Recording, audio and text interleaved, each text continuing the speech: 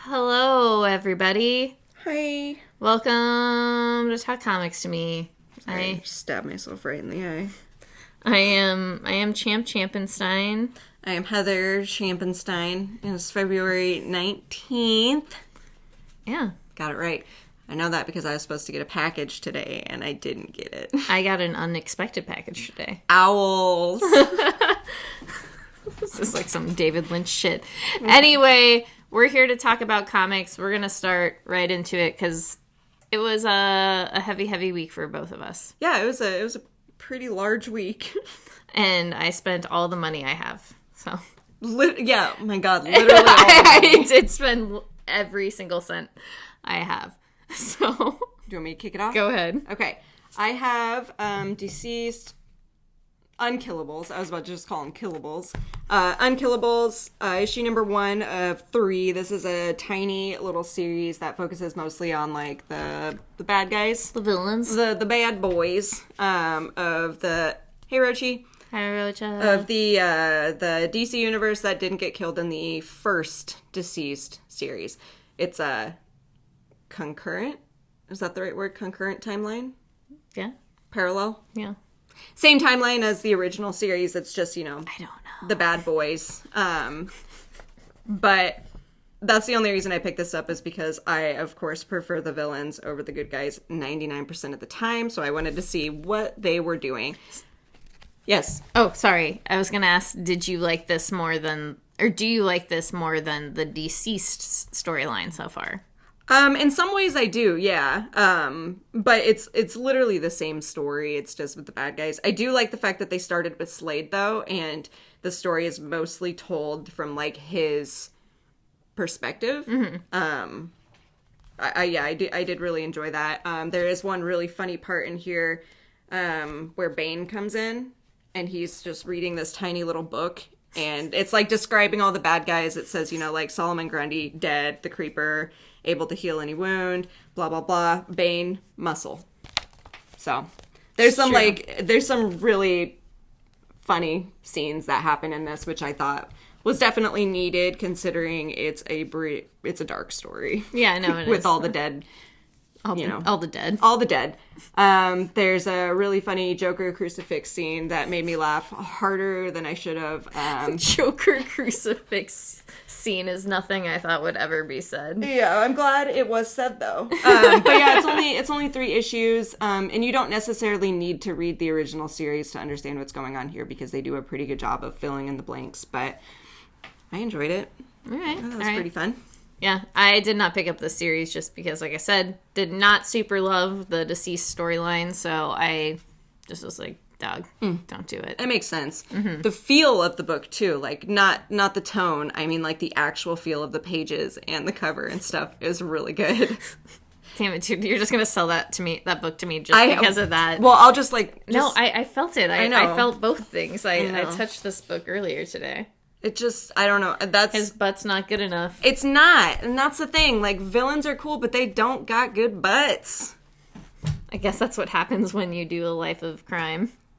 Yeah, but with all the running and shit, you'd think that, like, they'd be able to build at least some sort of booty. You'd hope.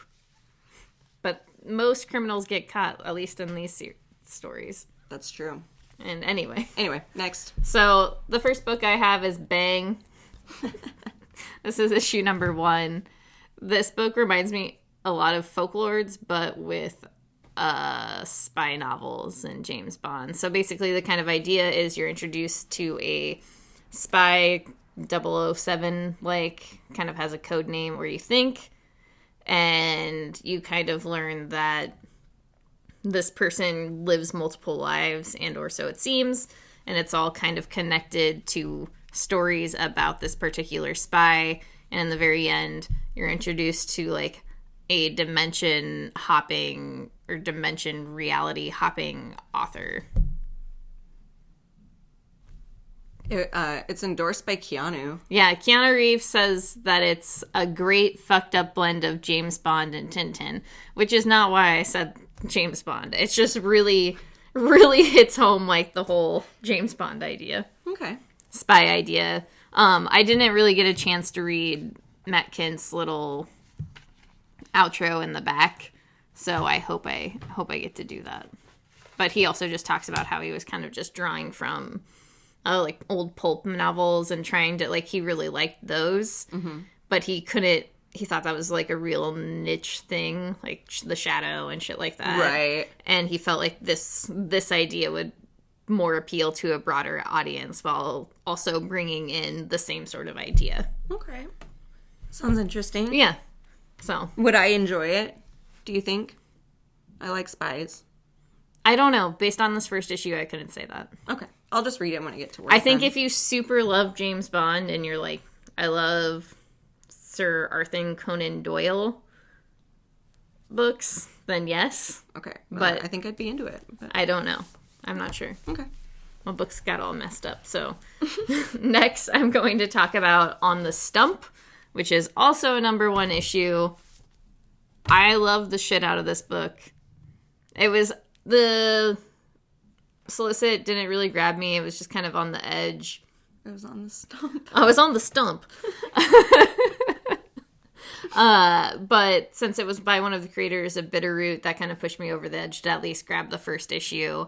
Really glad I did, because it was very, very interesting. The kind of idea is this book is set in the future where government policies are decided via basically wrestling matches. Okay. And just like all politics and I suppose fighting, there's some sort of corruption level to it, and or, you know, people having to throw fights, so on and so forth. The violence in this book is drawn so fucking well. I think that's really what I loved about this book, because the violence was great. I mean, that page that you showed me, like, sold it for me, so... A man's face gets very, very punched in. It's hard to describe. Yeah, it looks like those drawstring bags when you, like, pull the string to, like, close it, and then if you were to, like, turn it to look at the closed part, that's the face. But yeah, I would actually suggest this. I had a good time even outside of the violence, and I really kind of an interesting idea of what they're trying to put forth. If Vince McMahon was president. Right? I suppose. I haven't really met the president yet. Oh, you're going to be surprised when Vince walks in. I've only met senators. Oh, okay. I mean, look who's president right now. He was in wrestling. Vince McMahon. Holy shit. Just Donald Trump rips off this mask. The Scooby-Doo music playing in the background. And I would have gotten away with it if it wasn't for you meddling kids. You meddling liberals. It's like Bernie Sanders and the AOC people. Yeah. AOC people. The AOC squad. AOC squad. I'm gonna stop. I'm stupid. Okay, I'm gonna go. Right? Me? Yeah, you go. Okay, so I have Sarah and the Royal Stars. This is issue #6. This is back after a tiny little hiatus. Sarah has been separated from the Royal Stars, and she's still on her quest to save her family and her home, which is the kingdom. In the last issue, she discovers that her mother, who she thought has been dead for a very long time after going on the same quest she is on right now, she is still alive. But she is lost in some other dimension, I guess, to make it simplified. So yeah, she is without the Royal Stars, trying to finish the quest by herself. And it is very difficult because she does not have the powers that the Royal Stars have. So the Royal Stars, in order to help her further to get rid of the bad stars that were essentially trying to kill her, they have to enlist the help of this group of sisters called Seven Sisters. The Seven Sisters. They're essentially like the goddesses of the stars. Okay. And they have all the knowledge, and so they have to enlist the help of them to figure out how to get rid of the other royal stars who are corrupt. It's now that I actually know like what's going on in this series, and you know, I love it. The art is incredible for it. The colors are just magnificent. There's boobies in this issue. There are, but my favorite part is like they're all different ages, and that one of them is a kid, and she's fully covered up. I loved that little touch. I thought that was very sweet, and she also gives the best advice. I love it. Okay, it's my turn. We got a couple more issues. First, I'm going to talk about Superman's pal, Jimmy Olsen. We love him. We love Jimmy Olsen. I have only gotten a chance to read about half of this issue so far. I know, but I wanted to have a good time last, so I saved it for last. I had 18 comics. I did not have time to finish all of them. This is okay. I think that's fair. But this kind of starts out with Jimmy Olsen's brother coming across the paper and finding out there's 4 different Jimmy Olsens patrolling the city, and one's like an android who kind of looks like Terminator-esque. There's one that's all completely steel. There's one that's like a 90s kid who only says things in verbs. And there's one that's like kind of a model. And you find out that Jimmy Olsen has a fan club. It's just as always so good. I am really sad this is only 12 issues because honestly, I could take this forever. Maybe they'll decide to change it into like an ongoing series. I can only hope. Or do what Green Lantern did and give me a season 2. It's fucking perfect. This book is a good time. Who's the artist? Is it Seth Kleber? No, it is... I can't remember what his first name is. Steve. Steve? Why? It's probably in the back of the book. You know what? Don't tell me. And Steve Lieber. Steve Lieber, okay. And Matt Fraction. Yes. Okay. Make a good team. They make a really good team. Yeah, no, it's really good time. And next, I have Wonder Woman Dead Earth. I also only got a chance to read about half of this book. It's pretty dense, right? It is. Yeah, it's a fairly dense book. It's very wide. There's lots of words. It's very thick. So many words. And the art is really, like, interesting, so you kind of just want to... it's one of those books you don't want to kind of half take in. You want to take it in as a whole and just... fully immerse yourself. Yeah, just be in there with it. So, these are, both books that I absolutely love. So, it was kind of a bummer I didn't get to finish them this week, which is fine. After you leave, I'm probably going to read them, so... You have the whole night. I do have the whole night, but it's game night, so... Oh, dang. Daddy's got to win some games. Okay. I'm Daddy. So, yeah, this is Daddy. So we have Deadly Classes issue 43, and this is part 4 of the little series, The Bone Machine. This issue was wild as fuck. Yeah, a lot happens in this issue. Marcus and Maria are going through some stuff, and... Marcus is just having a bad time, as always. Yeah, this is part of the reason I like Marcus so much, because he is a piece of shit, but like anytime that he starts to get himself together, something happens and just completely destroys everything for him. Mm-hmm. So then he's back to the bottom again. And I feel bad because sometimes he does actually try to like do good for himself, and it just backfires all the time. Yeah. So yeah, they're going through some stuff, and they're all hanging out at a party in the woods, and shit starts happening. Yeah, shit hits the fan, so to speak. Yeah. Just because all of their past actions are coming back to bite them, since people kill people, and people always have feelings and want revenge. Oh yeah, this is very, this issue in particular is very revenge heavy. Yeah. Deadly Class is great, though if you've never read it, it's one of those books that kind of starts out one way and evolves into just something completely different. And there's just so much story to tell, and it can go either way. So. And this, yeah, the art again. The art and panel setup is just way too good. Yeah, it's out of this world, honestly. Color schemes are just, I'm really glad that Champ forced me to take those trades home last. I don't know if you actually forced me or if I was just like, give me them. I probably half forced you. Probably. But yeah, I'm really glad that Champ forced me to read this, because this is probably one of my favorite series. It's just delicious. Yeah, no, this is absolutely, like, one of my favorite series. Every time I'm just like, fuck yeah! There was, like, not necessarily a lull, but a point where I was just not as excited. But maybe because I've read so much. Right. Well, because you know something is happening and you are going to happen and you just want it to happen. Yeah. You don't want to deal with all that other, like, build up and shit. You just want to, like, I want the death. That's how I felt. Yeah, anyway. no, that's not a bad way to put it at all. Okay, so I suppose I'll go. Okay. I have Batman issue 89. I don't have much to say because I don't want to continue to just say bad things. I just don't like it. I just think it's kind of dumb. Not dumb is not the right word to use. I just don't.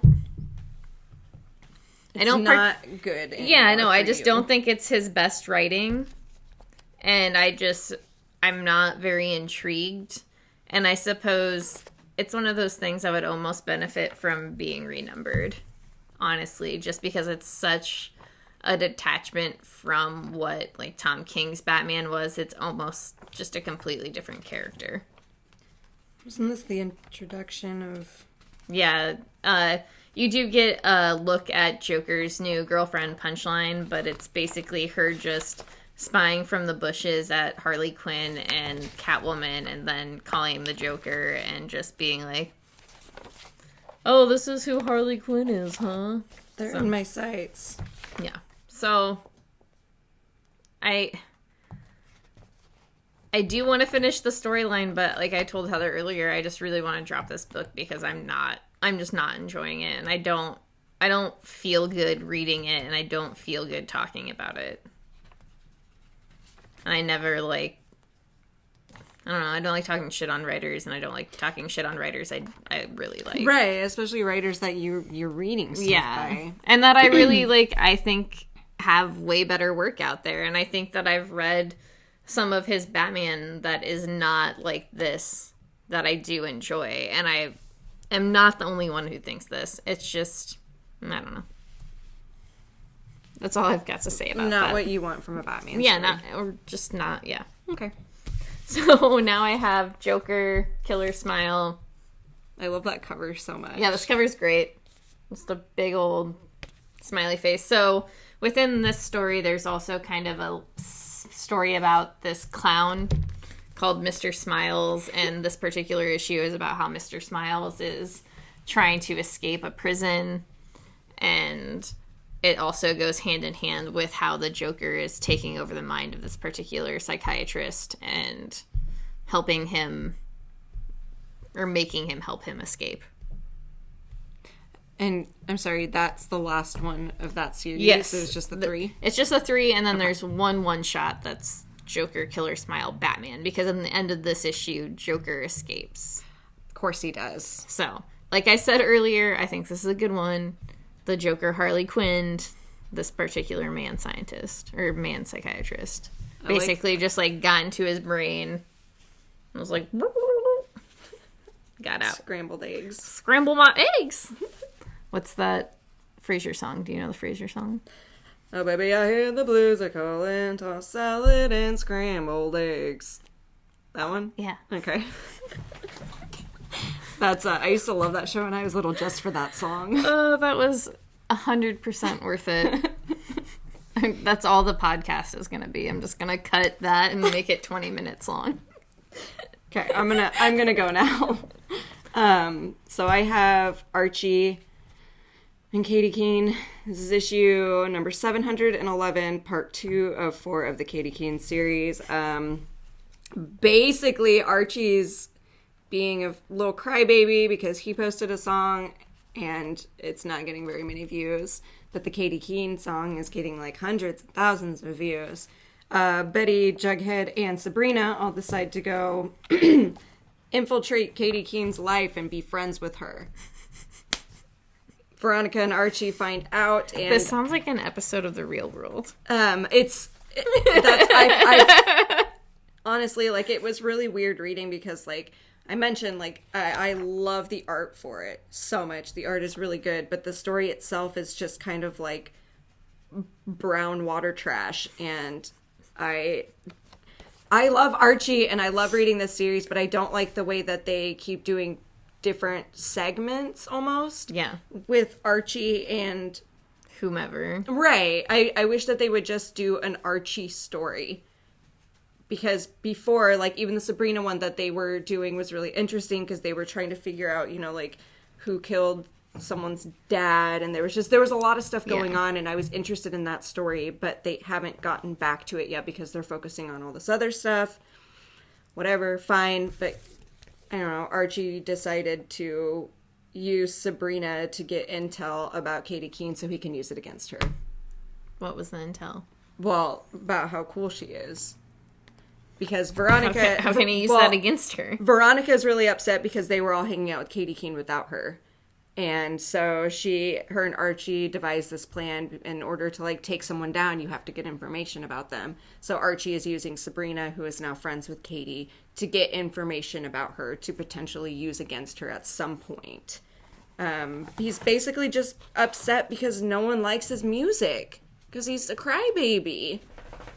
That's how it started, and then I imagine he's the kind of guy who plays Wonderwall at a party. Or that's what it seemed like, because when Veronica's driving around, she's like, "What the fuck are you doing on a fucking swing set in the rain playing your acoustic guitar?" It's just strange. Again, I really do like Archie, and I wish that they would continue with the previous storyline, but I don't care for these little things that they're doing. That's fair. Yeah. Back itches. You ready for Red Mother? Yes. We've got Red Mother. We have Red Mother. This is issue number 3. I know I said this before, and I will say it again. Say it. Does Hellraiser not exist in this universe? Has this bitch never, ever watched Hellraiser? I think this is actually like a prequel to the Hellraiser movies. This is leading up to it. This is what you didn't see. So... what's our main character's name again? Why are you asking me? Okay, so she has received a heart-shaped puzzle box in the mail, and she's like, I love puzzles. So, of course, she just starts solving this puzzle box with no idea who this puzzle box is from, anything, and... I don't know. Maybe I'm just, like, hyper paranoid from all of the horror movies I've ever watched in my life. No, but it makes sense considering this is solicited as a horror comic. So you know there's going to be something weird with it. And I think... Because it made me nervous, too, but... I loved it. Yeah. Don't get me wrong. But every it's, like, time... common sense for us. Yeah. Well, maybe for you, because I was thinking while reading this, like, man, if I had that puzzle box, I'd probably try to solve it, too. Like, that's curious. Nah, dog, like... That means I'm going to get into some fucked up hijinks. I would do... Daisy. Her name's Daisy. Main character's name is Daisy. Daisy, yes. I don't know. Just the curiosity of it, I think I would try to do it. Like, I would do it by myself in a locked room. I wouldn't want anyone to come near me just in case. But I would still be like, well, this is interesting. This is weird. And also, I'm not smart enough to, like, solve those kind of puzzles, so I would feel completely safe doing it without worrying about, like, releasing some sort of demon, because I wouldn't make it that far. This puzzle box doesn't seem, like, 100%, like, complicated, necessarily. Though, I suppose they don't really go into depth how she solves, like, the symbols and stuff. So, it's probably a super complicated puzzle box. But yeah, that's basically it. She's trying to solve this puzzle box. She solves it, gets a phone number, calls the number, and it's some dude who's like, let's meet up. So, you know, just... Classic, and she's gonna do it. Yeah, of course. But I'm also not gonna lie. If I solved the puzzle box and got a phone number from it, and it was like a modern phone number, I'd be like, how did this get in here? And I suppose you would call, but you probably wouldn't... I'm going to only hope that she does not go to this place alone. Right. Well, and I would have stopped it had they been like, Heather Hadfield. I would have been like, okay, that's weird that you know my name. But how else would they have sent you the package? All these pieces are coming together. See, I told you, I'm not smart enough to put these pieces together. How else are they going to get your, like, address at all? Like... They're going to have to know at least, like, who you are. Unless they're just like, fuck it, I'm sending puzzle boxes everywhere. You never know. And that puzzle box looked extremely, like, expensive. So I I don't think you should willy-nilly be sending those sort of That's expensive true. things around. That's true. A puzzle box with a glass key. That's weird. Yeah, that's weird.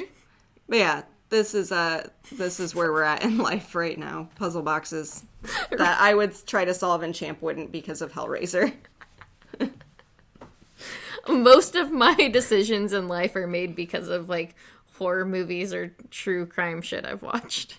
A majority of mine are too, but puzzles, I gotta solve them. Not when they're sent by random strangers. Anyway. We'll agree to disagree. We will continue now.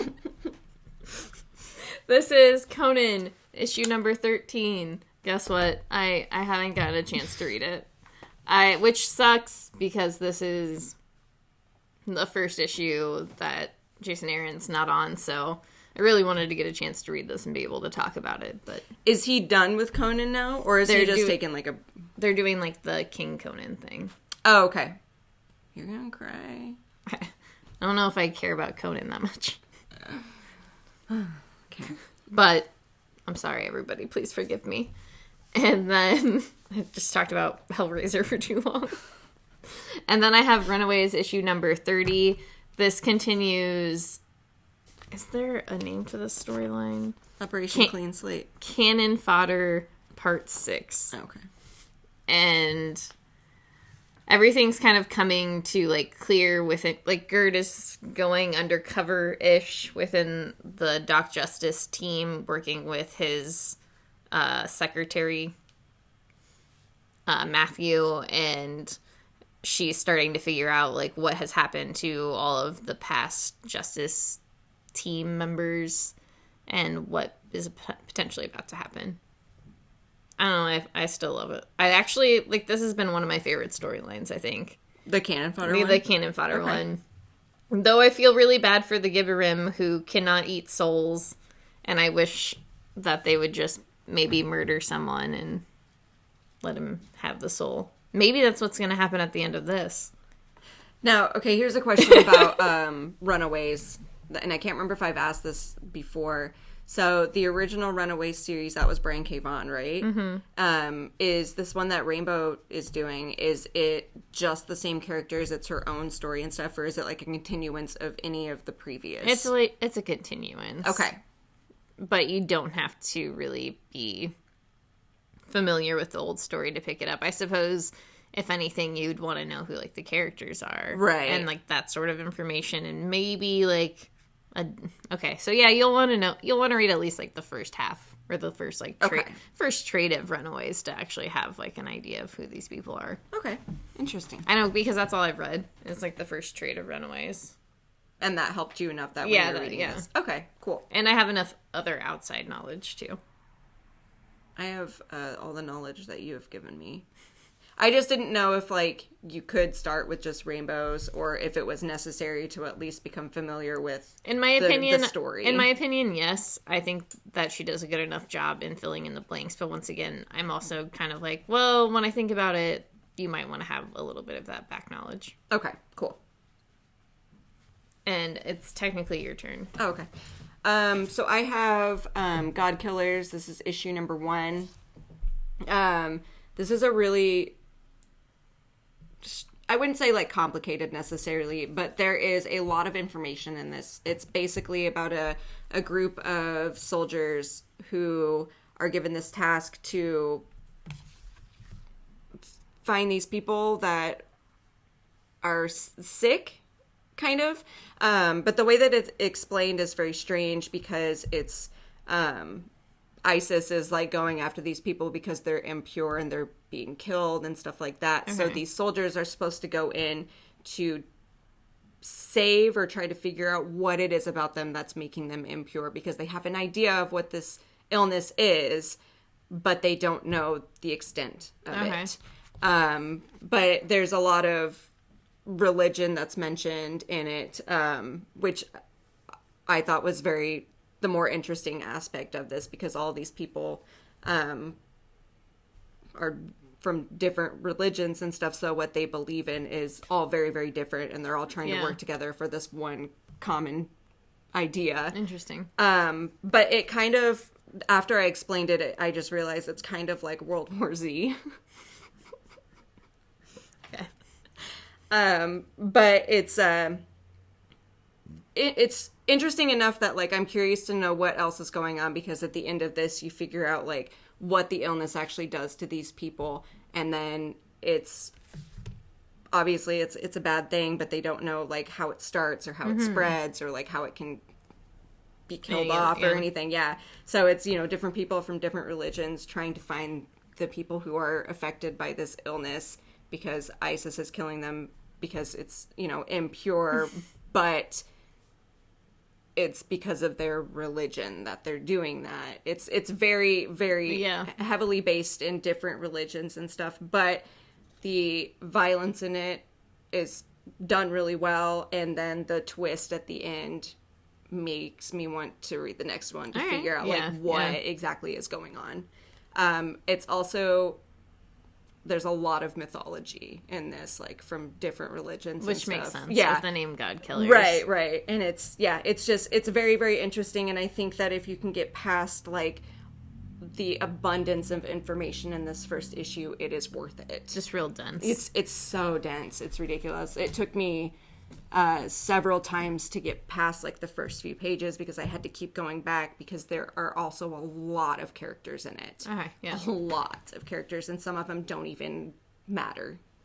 So. All right. Yeah. Ow. All right, so getting through them. We're getting through. We're about halfway, right? Yeah. I have a couple more right now to talk about. This is Daredevil. This is issue number 18. This is part Through Hell, part 8. Sate? Part 8.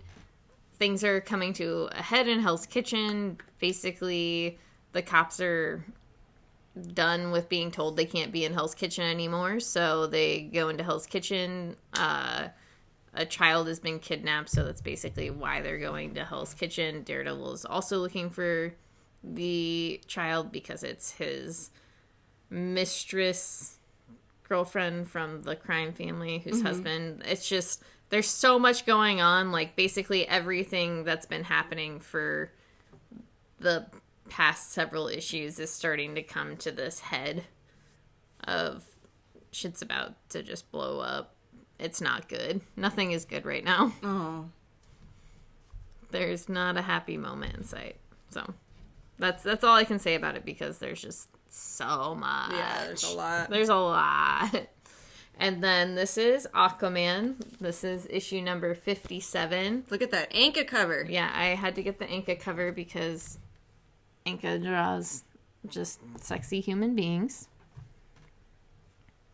And Mara is in a coma from fighting the Mecha Manta. And they have to take her to Atlantis. Okay.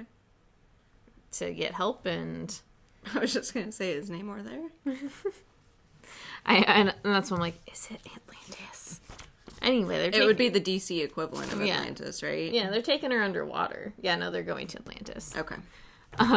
They're going underwater. It doesn't matter where. To try and save her. She is in her coma, and the baby is born. Interesting. It's that's basically it. Okay. Nothing more really than that. Okay. Sick. I mean, yeah, it's just like, okay, is she gonna wake up from her coma? What's gonna happen? So when she wakes up, they have a baby. Yep. She's gonna be like, whoa, where did my baby go? And then it's like, here it is. You gave birth while you were sleeping.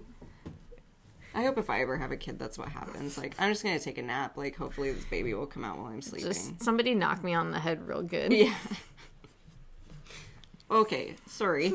So I have Dragon Age Blue Wraith. This is issue 2 of the 3-part series. In this, Fenris is working with Teventer Mage's daughter. Well, not technically working because he doesn't want to work with her, but she keeps following him anyway. They are working to go find her father.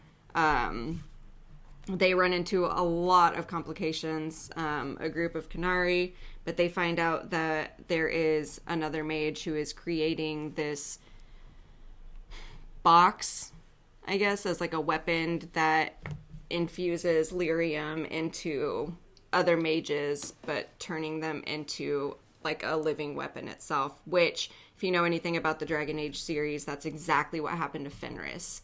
Fenris has more of a control over it than these mages do. But yeah, that's basically it. He's being fought with his own weapon. Okay. But unlike Fenris, because Fenris's whole thing was like he won some sort of like competition, and his prize was to be branded in lyrium, but because of that he lost his memories completely, became a slave, like all that kind of stuff. So the mage that they are testing this on is giving himself willingly to make this happen. Okay. But I feel like there is going to be some sort of ulterior motive for him, because no fucking elf would willingly give themselves up like that, knowing the consequences of what is going on. But yeah, Fenris is pissed, pretty much, because his whole thing is he wants to free elves so that they have a choice in their lives. Yeah. And yeah, it's working against him. We love Fenris. I said I love Fenris. Yep. Okay. All right, so now we have Middlewest. This issue, man, I say this for every single one, but this was such a solid issue. Yeah, no, it was really, really good. This tells the other side of the story. So Abel is in the Raider farms, and basically him and his friends are being used as child slaves for labor, and his people from the circus, the fair, are carnival, there we go, are trying to help him, and it's all about them just doing what they can to help him. Yeah, using whatever resources they have available for them, and the extent that they will go to save these children. It's beautiful. That scene with the old fisherman, this one here, where they have really that good talk. Oof. It's this book is just really, really, really good. Every time, like every issue, I'm always just like satisfied to read it, and I'm always like, all right, I'm ready for the next issue. Yeah. It does this thing for me where, like, when I have it, I know it's a good series, but every time I read one, I'm just like, man, that was even better than last time. And I just feel like I go through this every single time. And this is also an issue where you kind of get a little more of Abel and the group trying to put the pieces together to help them escape. So that's also something that kind of comes together. Yeah, seeing how they work together while still trying to appear that they're not doing anything. Yeah. Which I don't think is going to work the way they want it to, but that's fine. Because something good will happen, I hope. Something good has to happen, right? Fucking Abel, man. The kid's gone through too much to have any more bad things happen. Alright, so now I have Lola Woods. This is issue number 3. I don't know. I really don't know. I want to, like, keep reading this, but I just really don't. It doesn't seem to, like, be moving the story, like, that much ahead. Yeah. And that's really all I have to say about it, because it's just, like. Just nothing's really happening. Nothing's really happening. Okay. And then I have Family Tree. This is issue number 4. They are trying to get the young girls. That page is really cool. Yeah, this page is really cool. The art is really great. The art and panels and colors are really good. They're trying to help. God, I can't remember this little girl's name. I'm in your boat right now.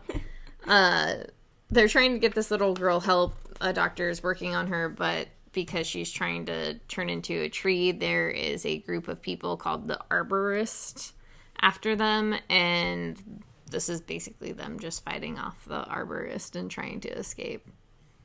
Are you still enjoying it? Yeah, no, I really like it. I'm actually, like, it is kind of a slow burn. Like, within the first couple issues, I wasn't sure, but, like, the last couple issues, like, the 3 and 4 have been really good. It's all coming together now? Yeah, it's just been really interesting.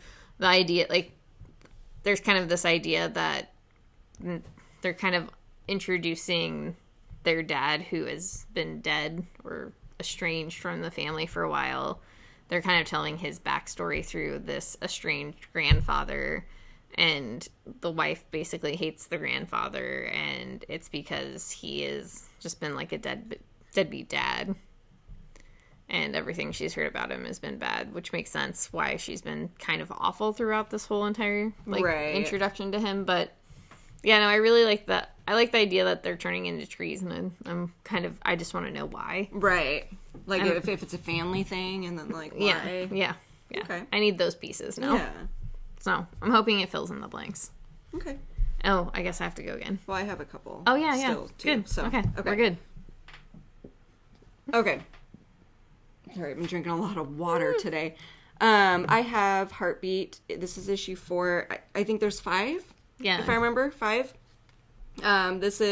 Story is finally coming together. I was like, and does it make sense now? It's, to an extent, I just feel like everything's gonna, like, explode in the last issue. So, basically, the girl's friend, Mac, whose sister was killed, like, they said that she committed suicide, but she was actually murdered by this other kid.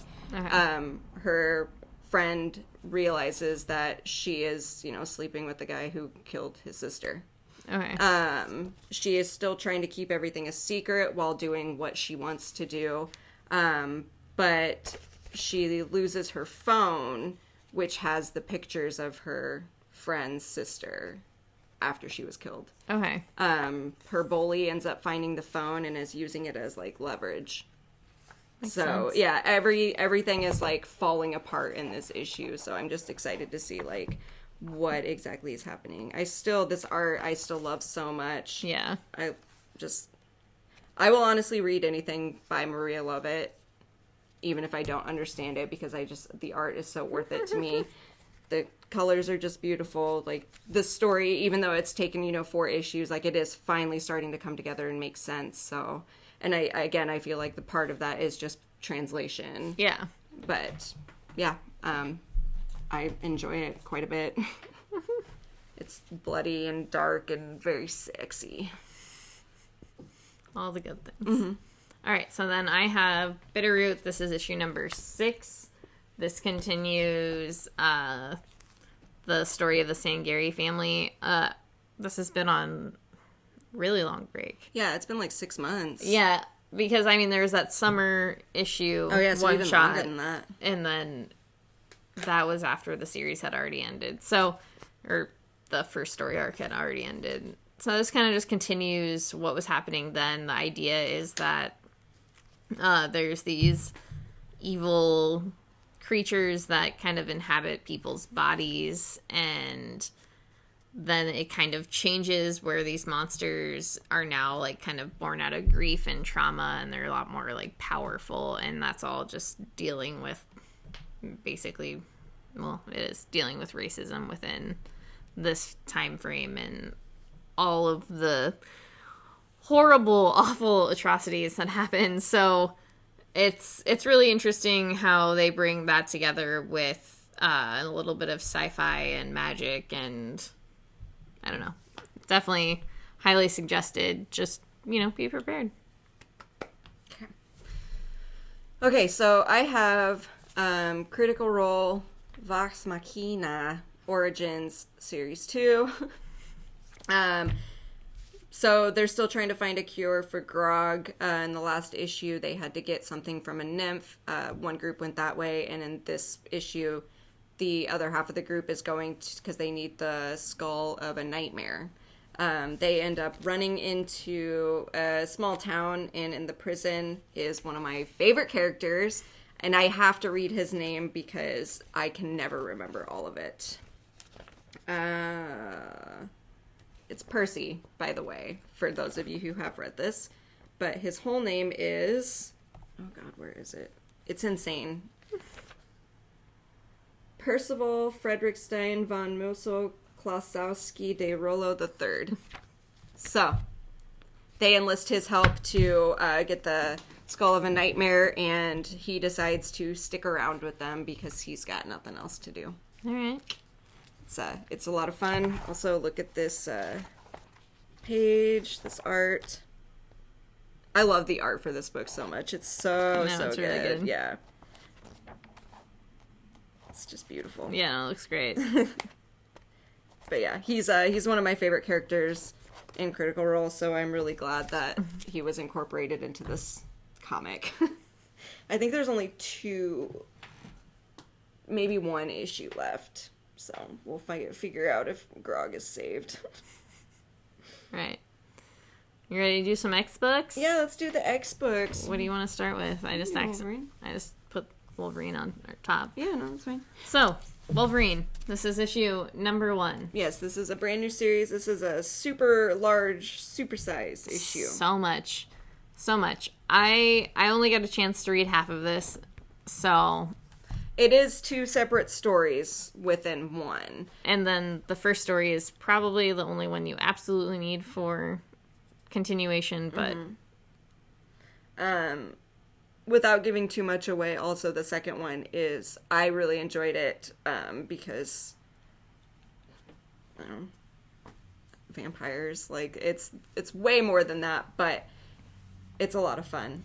So I would say for sure, if you're a fan of Wolverine and X-Force... Yeah, no, this issue just felt like it went really hand in hand with all of the X-Force issues and almost just kind of like a continuation of all of the things that have been happening within that series. And just also a continuation of everything that's been happening within all of the X books. I just think Benjamin Percy is really good at like setting up a really good story. Oh, yeah. No, it's going to be incredible. The second half... has a lot to do with Omega Red, which is very, very interesting, but, you know, there's more than that. It's, you know, Logan not being able to just put his guard down for a little bit. Yeah. He's just always on edge. So, that's it. All right. Yeah, it's very, very good. Very good. More fun than I thought it was going to be. Yeah. I mean, there is like a little bit of a high cover price on it, but keep in mind you are getting... basically 2 issues that are fairly dense. There's a lot going on. There's a lot of story. There's a lot of words. Oh, yeah. Even if you were to consider this 2 issues, like, each of the issues is fairly more thick. than a regular book. So. And the art is very, very good. Like, the art and colors are fucking phenomenal. Yeah. Like, blew me away. Really good. It's, I'm not gonna lie, I was upset about the price for a minute, but then once I like sat down and read it and stuff, it's worth it. Yeah, it's definitely worth it. You get, you know, specials that are like $9.99 and don't include half as much as this Wolverine issue does. I can agree with that. I'll talk about New Mutants really fast. This is issue number 7. This kind of wraps up the storyline of the boys in space, and boys are back in space. It's silly. It's funny. I love it. That's all I'm going to really say, because I kind of went into it last time a little bit more. So. Okay. So then for our last book, we both have issue 8 of Marauders, and this is dealing with the conclusion of the death of one of their own. Yeah, and there's a lot that goes on in this issue. This is probably actually one of my favorite issues of Marauders. Yeah, no, I completely agree. I had a lot of feelings while reading this. I think they did a really good job of conveying everybody's emotions and kind of putting in place the pieces that need to be where they need to be. So yes. I'm really interested to see where this goes. And I know I've mentioned this previously, but I am really enjoying Emma. Yeah, no, Emma she's Frost. great. Yeah, because she never used to be one of my favorites, but after like reading this and seeing how she is in this whole new Dawn of X world, I have a great appreciation for her. Agreed. Yes. All right. That was it. Sorry we had to wrap up the end a little bit quicker, but we've gone really long. Yeah, I gotta go to work. So anyway, thanks for joining us. Go read comics. We'll see you next Wednesday. See you.